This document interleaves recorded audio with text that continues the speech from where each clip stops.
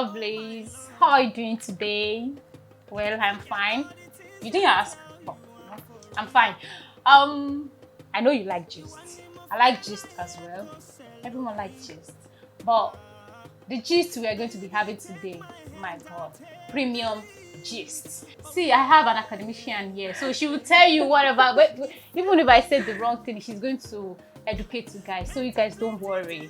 Just sit down, take a cup of. Wait, join me. Yeah, let's have a toast. Join us. Yeah, Let's join do us.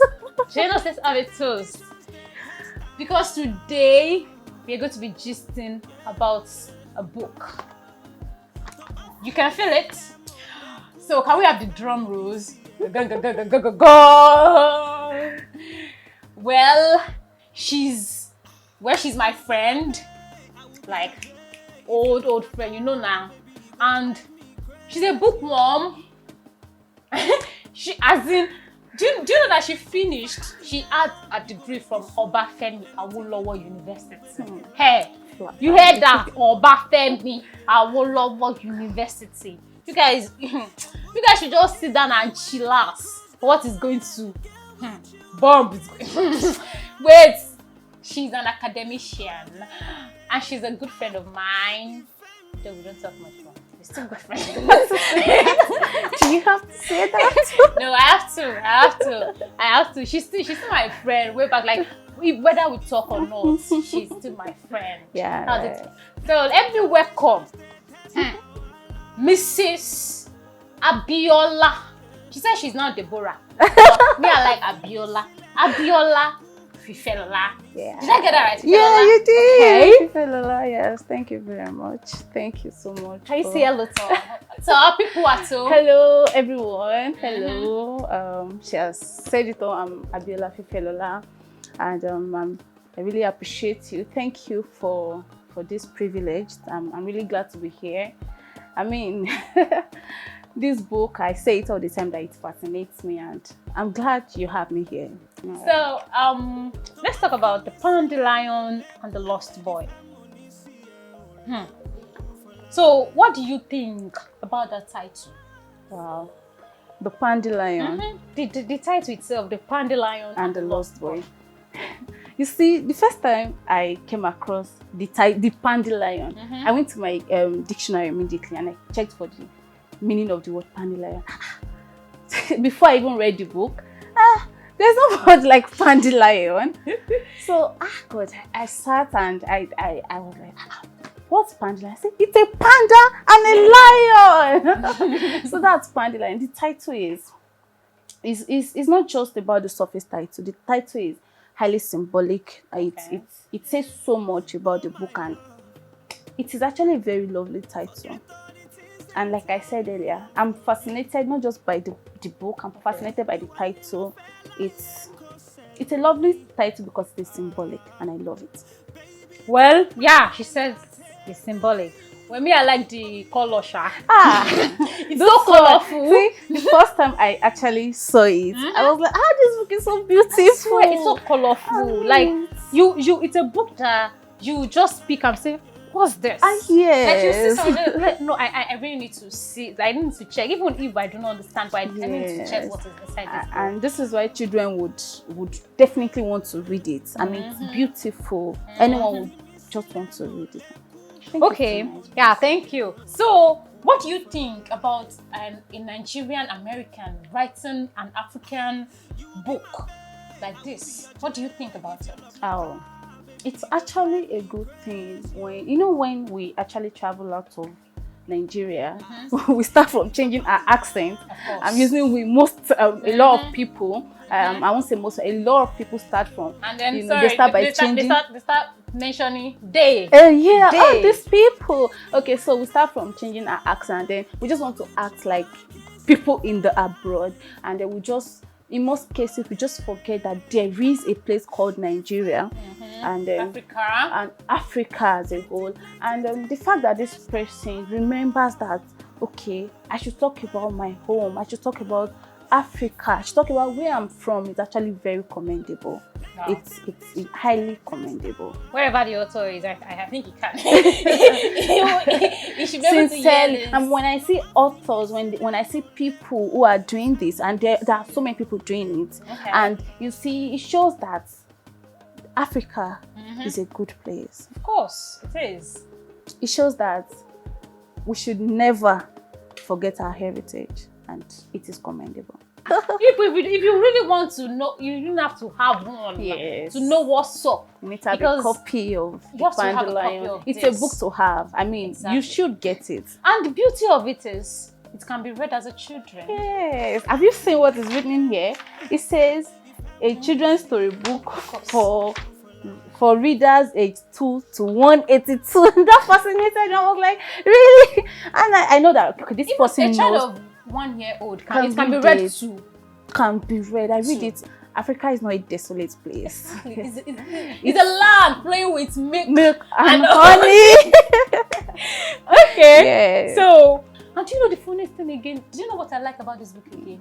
It's like a after all this chaos, everything that is happening, it serves as a fresh breath. Yes. Something coming tonight, talking about Africa. Yeah. Not talking about all this how we are in shackles. Yes. How we are in pain. Something that talks about how we can come out. Something that gives hope. Yes. Like I'm so passionate about this book the because the book is just like all round about. It's like a fresh breath. Yes, it's a fresh breath. Of air. Like you're just refreshed by it. That's the truth. So now let's dive into the book. Let's give them a small something. Do you know my favorite part? Yeah. That chicken, the part of chicken legs and chicken legs. You like food. Oh my! You should have known by now. Don't be like the pandy liar. Well, I don't mind being a pandy lion. If I can jump, Fly, have so different many colors. What do you mean?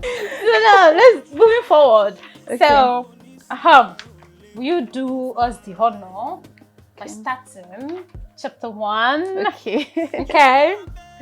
You want me to read it? Of course.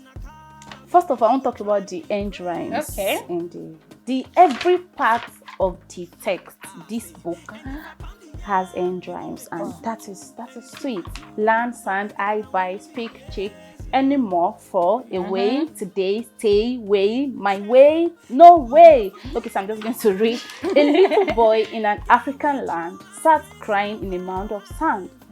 He suddenly saw with one opened eye a walking rainbow passing by. The walking rainbow began to speak and smiled at him and touched his cheek. Please, little boy, don't cry anymore. I'll help you find what you're looking for. And please, don't run away. I got a nice food parcel today. I'll share with you if you stay. Then afterwards, help you on your way. Can you see that? The child said, but I have lost my way. And you are a talking bear. And you're a talking bear? No way! That sounds like all these nursery rhymes. Yes. Like, Twinkle little star, how I wonder what you are. Up above the most. up above the we're no What's longer so high? like a diamond in the sky. So And this is what makes it interesting to children readers. Yes. And there are actually didactic lessons there too. But then just write on. Okay. The monkeys followed and began to chatter in monkey language. I never knew there was a monkey language. Until They this- chatter. Wow. That's something to learn. That's nice. In monkey language, what's the matter? Chatter matter. Wow. Go on ahead, guys. Keep on walking. The boy and I are People talking. Keep I on used to think working. that people talk. I don't know that there is people talking. Yes, I don't know so- there's a language called People talking. Thanks to the pandy liar. That's so nice. Still shocked, the boy said, "This is so unreal." Of course, it's unreal. How many languages do you know? Well, I only know Yoruba and English. The panel said, "I cannot tell you, but each chick has many ways for me to speak. Whenever I hear a new language, I eat it up like a bacon sandwich. I love the language of food. Yeah, right. It's you. But there are things I will never know.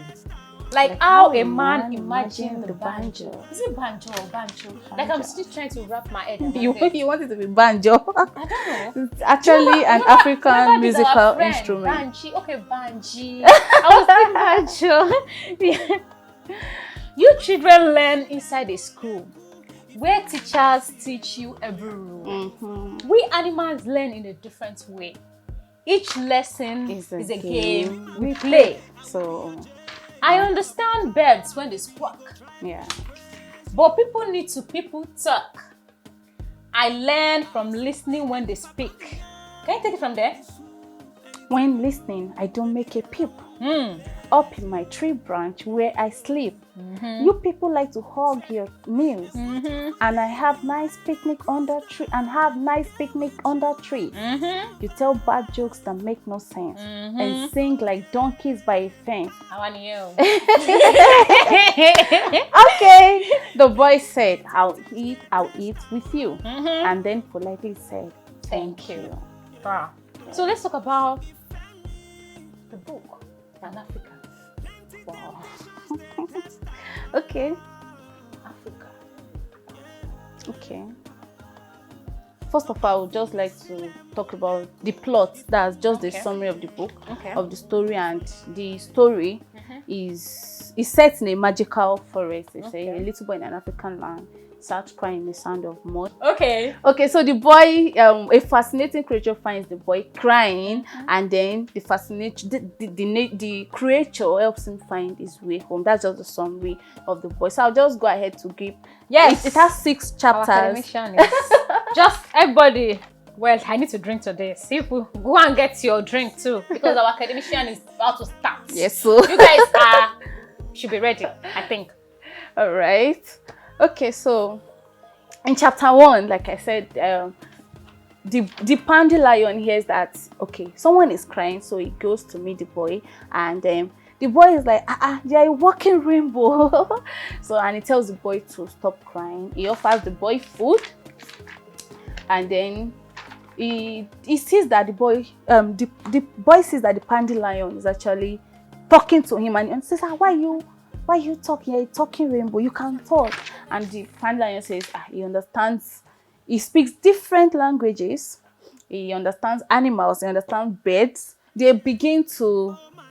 This is chapter 2, and the boy says thank you. He gives the pandy lion food, and then he asks. The pandy lion gives the boy food, and then the boy asks. The boy is a typical young boy that is very inquisitive. You know how these children say, "Mommy, why is this cup color black? why is the drink coming out of the cup?" Exactly. So however, his questions are sensible questions, and he asks that, pandy lion, where do you get your food from? And then the pandy lion says he gets food parcels that are left behind.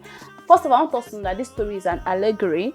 An allegory is a story that has stories within stories that has, on the surface level, subtle. It could be subtle. It could just be a normal children's story book. But when you look at it deeply, it has different meanings, deeper meaning, different layers of meaning. So we're just unraveling the first layer of meaning. It has different. It's like you're cutting an onions, and then you're trying to bring out different layers.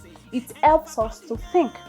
Helps us to reason, critically, and it's something that I love to do. So, I know that. Okay, so in chapter 3, they finish their food, and then the boy is like, who are you? I've read a lot of books on wildlife. I've heard so many things. I've seen animals tiny as meerkats.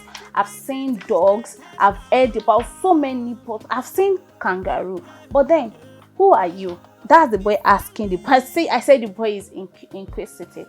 That's the boy asking the pandy lion, and the pandy lion says, instead of answering, he says he has not been asked that in a while, and he doesn't really say much about himself. He just mentions his attributes, and that's how we get to know that he's a lion and a panda. I have it. I said, I'm a lion and a panda. I climb trees like a salamander. He just tells us about his attributes. He says, he climbs trees, he laughs, and when he laughs, he makes an echo.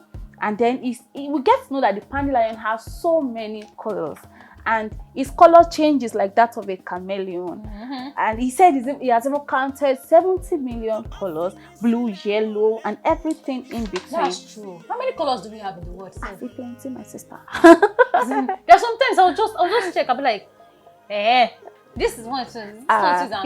Mixture of colors, when you mix a color, you get another color. There are different colors. All of these things are created from nature. Wow, nature is beautiful. Oh my God, you guys. Okay, let's move on. So it says his lion's mane. I'm interested in saying it can go from green, that's his lion's mane, can go from green to a black, beautiful afro sheen. I love the way this is written. Black, beautiful afro sheen. Black is what? Beautiful. Okay, and it says he just talks about himself, his colors. He talks about the people he has played with. He says that pandy lions love to play, and there is a lot of wordplay in this text, and it makes it very interesting. He also tells the boy that I think he has a very poor eyesight. I think that's still in chapter 3, until he heard the boy crying. So he has a poor vision. So if he might not see clearly until except he hears the sound and all. Okay, and then I'll just round up chapter 5. Chapter 5, it's late already, and the pandy lion decides to take, that's 4 and 5. The pandy lion decides to take the boy home and ask the boy that what's his name. I think that's when they're already on their way. And then the boy says his name is Tunde. That's a Yoruba name, you know. Is it Baba Tunde, Mama Tunde, Boda Tunde. Whatever Tunde. Tunde. So that's Tunde. Yes, so that's the boy's name. Okay. And then so the pandy lion, the boy asks the pandy lion that, so what's your name? And he says, pandy lions have no name. He shows the boy the path that would take him home. And then, you know, something that is so interesting about this, the boy wakes up at boom, bam. And it was all a dream. Well, is it a dream? Leave that to the audience. Have you forgotten this philosophy? Am I the dream? Where you think you are dreaming, but it's not like. What if the person dreaming is actually the person in reality? What if you are the one dreaming? Then I start.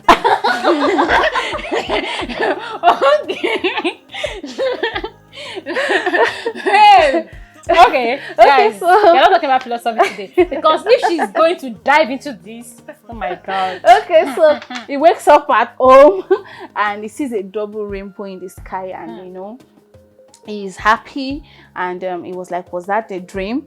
Was it real? That's a rhetorical question, and that's a figurative expression. That's a figure of speech. It's a rhetorical question because we do not have an answer to it. He said, was that a dream? Is this real? And from it sounds so, it looks so, can I say sound or look so real unreal? Yes, it's left to you to answer. Is that a dream? Is it real? Answer us. I don't know. I don't know. I think we have to ask the author. Okay, so and then he remembers the path that brought him home forever, and for many years until the end, he leaves food parcel for his friend. That part, he left food parcels for his friend. So because Panela shared food with him, and he knows that people have been bringing food. So let me ask you a question, Mrs. Abiola. Let's talk about the figure of speech. Okay, let's talk about we've talked about the plots. We've talked about the setting. Oh, okay. The setting. The play, like I said, the setting. Imagine. Is it a play? Did I say a play? It's like a play to me because I'm just imagining a lot in my head. Of course, so imagine, like, I would say our imagination is still the best. Yes. So it's set in a magical Nigerian forest, which is a representative of Africa, actually. But Nigeria itself is magical. Yeah, it is. Africa is magical. I know, right? Africa. So, I don't know the song, but I would dance to it. Okay, so where a boy makes friends with a friendly animal who will help him find his way home. However, chapter 1, 2, 3, and 4 is set in that forest. In chapter 5, they're already on their way. The boy climbs up on the dandelion, on the shoulder of the dandelion, and they're on their way home. Chapter 6, the boy wakes up at home. So chapter 1 to 4, magical forest. Chapter 5, the journey. Chapter 6, the boy wakes up at home, and that's the setting. Okay. Okay. So should we now? No. I would also like to talk about the lessons for children. Apart from the fact that it is actually sweet to read, you can actually sing, you can be dancing and be saying a little boy in an African land. You can actually be dancing and be, especially if you love to sing. And we even need to create a little boy in an African land. Hey. But remember, the book has songs too. There's pandemonium. Yes. There is oh my God, you guys. We have a song. We have pandemonium. We have midnight. Abi? I think it's harmony. There's harmony, but it's not included in book. Okay, there's pandemonium, which is a song. So, okay.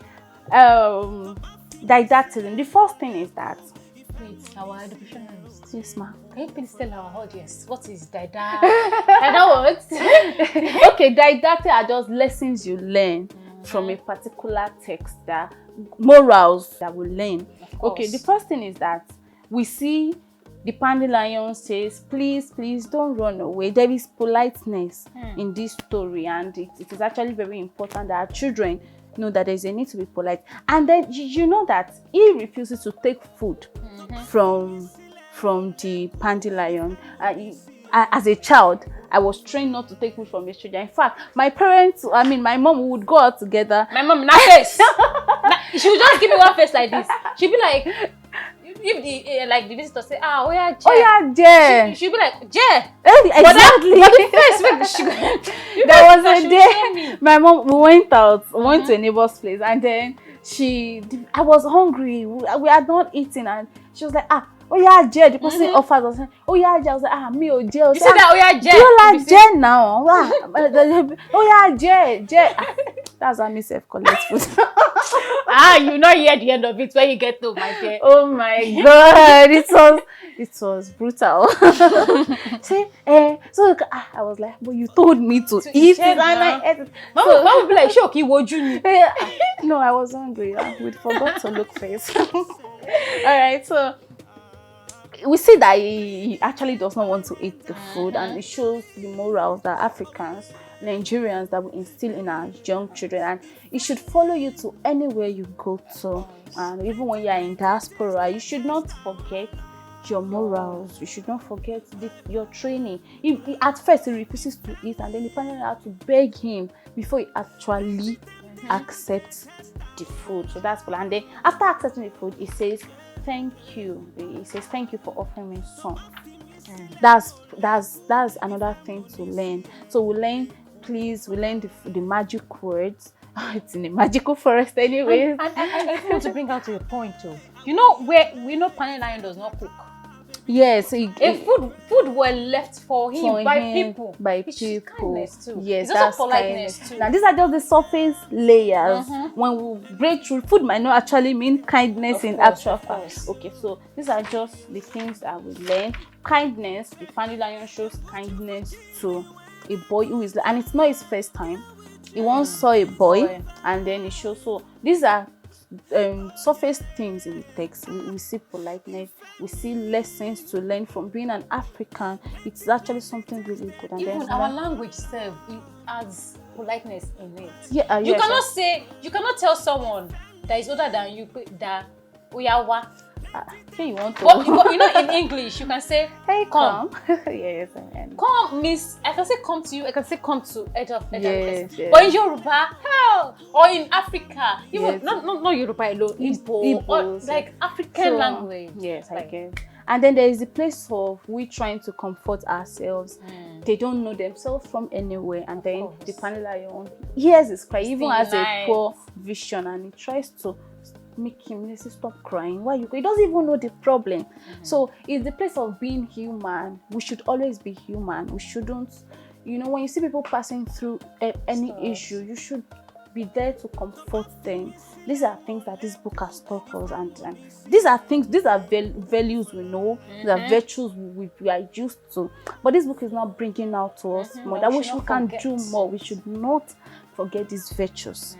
And do you know that all this chaos that is going on, all these simple virtues can sort. We don't need lots of things for it to be sorted out.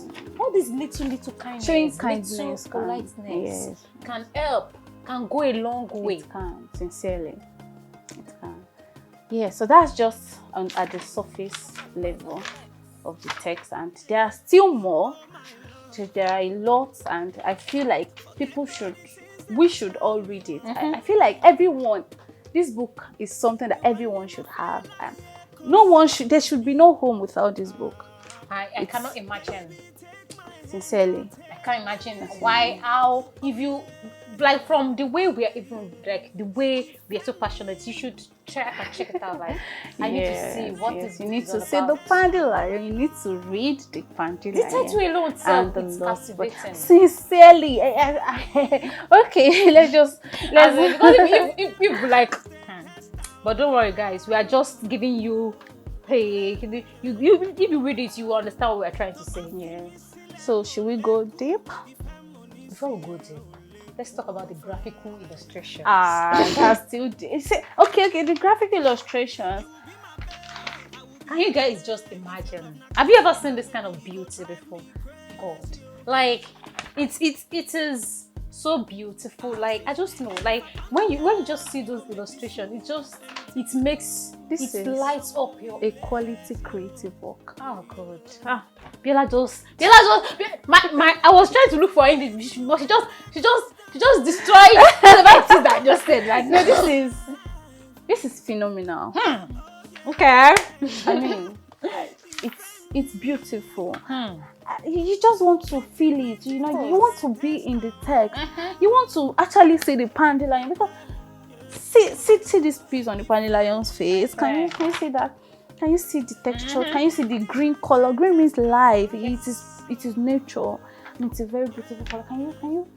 Let's show them. Because it's like it's only us that is seeing it. Can you see? Of course.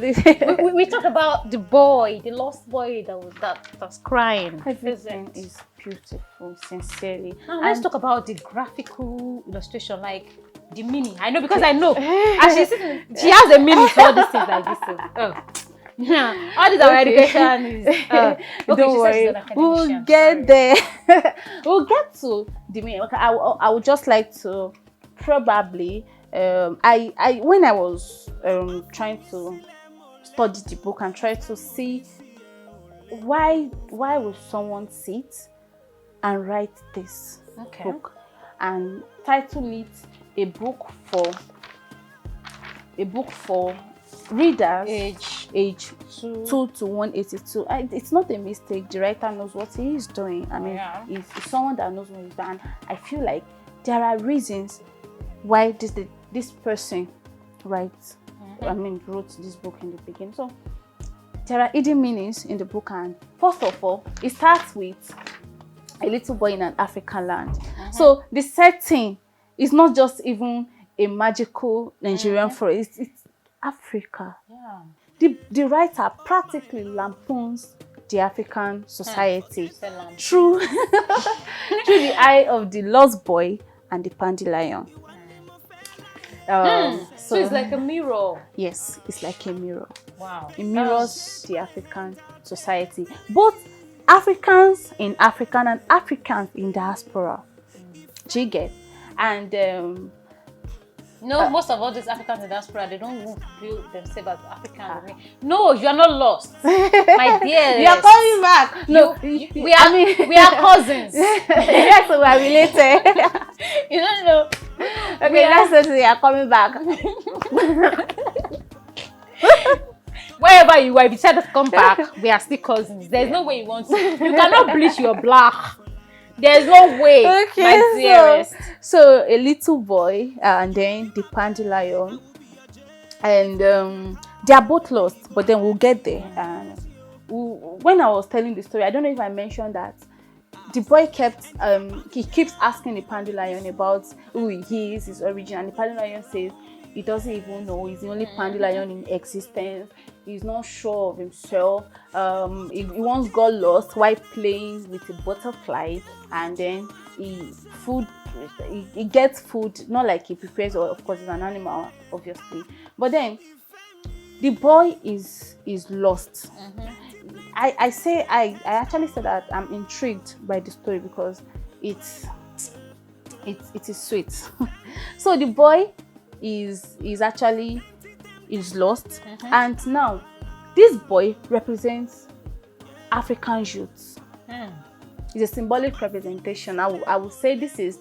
I can actually say, okay, this is a study of symbolism in the Pandilion and the Lost Boy beyond the surface. A study of symbolism in the Pandilion and the Lost Boy. So the boy represents African youth who are in a state of dejection, a state of loss. First, imagine graduating with a first class and waiting 5 years before getting a job. That's deject. Imagine being the best graduating student and you are given 50k or 5k. The African youth are, and some people that are not even doing as much are getting. So it's like there is loss of priority. There is loss of priority, and misplaced priority. So many things are not just working well with the African youth, and some of them just do things that they're not supposed to do. They go into Yahoo, they just do you watch some shows that shows nakedness, and these people they are making it. Yes, more than scholars. And then you feel that a lot of people now want to travel out of the country by all means. And I was reading about they just thought that come and travel to Libya, and from Libya you can go to, and then she became a victim of prostitution, and that's another human trafficking. And so many things are happening in Africa, and it makes people to be sad. It causes us to cry. First of all, I want us to note that the fact that the little boy, I'm going to digress to the surface level, because the writer is trying to say that it's okay to cry. Children should cry, we should cry, but after crying, you do what? You get up. Do you understand? So the boy represents Africans who are youth of Africa, who are children, youth, everyone who are frustrated, who are dejected about the situation in the African country. Do you get? And it looks like Africa is no longer green. If you look at, I'm just going to digress to the illustration, and that's why I say everything in the text, from the titles, from the color, everything is meaningful. If you look at this, should I show them? Yes, okay. Yes, I'm sure they will see it. The boy, if you look at where he's sitting in a very dark place. The color of that illustration is color black, and it is dark. In this part of the world, I don't know of other parts, but dark actually shows something that is not really too good. And except from the color of our skin. Except from the color of our skin. But when there is an event, people wear black, and when there are issues, people tend to use black to represent it. And we have seen ourselves as black. Yeah. It's sitting in a black the dark spot. Part of black. Yeah, it's sitting in a black spot. And because black is associated with something bad, the world has seen us as bad people. Once you ask them, who started this dark as something bad? It's actually a cultural thing. In Yoruba land, dudu is associated with devil. With devil issue. Okay, so I'm just trying to say that it's seated here in a position that shows stagnancy. Can you see the way he's sitting? A position that shows that he's tired. He's probably tired of life, and he's dejected. And it looks like Africa is no longer going. It looks like things are not going to work out. And the fact that he's lost here is a loss of sense, a belief that things can never be better. And so most of us in Africa, in Nigeria, we murmur, we complain about the situation of the African continent. Right. And this is a loss of mindset. Someone will tell me, you that you are going to school, what's the point? Why are you going to school? Exactly. Will you even get a job? Or you wanted to? They will pay you 10k. After, you better just leave the country. And so many people want to just leave Africa. Do you get? So now this story begins in a melancholic mood in such a way that it shows the plight of the African youth, the plight of the African nation. It depicts, I think I've said that, a state of dejection. Apart from the fact that the boy is lost in a magical island, there's a loss of purpose, mental loss. There's a loss of sense, there's a loss of the mind, there's a loss of fulfillment. Everything seems not to be working in Africa. We keep hearing bad news every day, and there is a need to just sit in one place and just cry. Just today alone, there has been lots of, like, don't let's just even go there, because I don't think we should actually go there, because it is saddening. And Europeans, when they say that this person is good, they pick you up, you go. Before go. So many people. Do you remember that lady that finished from OAU? The one that started a talking wristwatch. I think I heard it. You've heard of it? She's no longer in Nigeria. She's abroad now. I don't know where, but abroad. Are we not supposed to like implement or make you? I don't know. I don't even know the word to use. Like, they are talents. Oh yes. So now that's the character of the boy. So the mood that this story starts from is like a bridge between, should I leave my country and go to a better place, or should I stay? You can't and tell make anybody things now work? to stay. How will you say it? so and now this is a clarion call from the writer. He's actually trying to say that things can be better, looking at how the book ended. So that mood is that of sadness, is melancholy, and it's a bridge. Should we just sit and be complaining? Should we keep shouting, Nigeria cannot be better? Swahili can never make it. That does not make it better until we act. Your complaints will not make it better. Or should we take actions and make things work? Sometimes taking actions can be painful because you have to let go of so many things. But then it is there that we can have hope. And then the Pandy Lion is actually another character that is trying to help the lost boy, and is trying to cheer the boy up, and in the end they become friends. I think I should just match the illustration and the story together, because the every of the illustration is meaningful. Here is quiet. Can you see that there is a green part here, but the boy is in a dark state, so you can't even see the green. The writer is trying to say that as far as we are in this dejected state, we can't see the light at the end of the tunnel. But he's trying to say there is light. Yeah, there is hope. There's hope. There's a ray of hope. There is a ray of hope, but don't stay in darkness.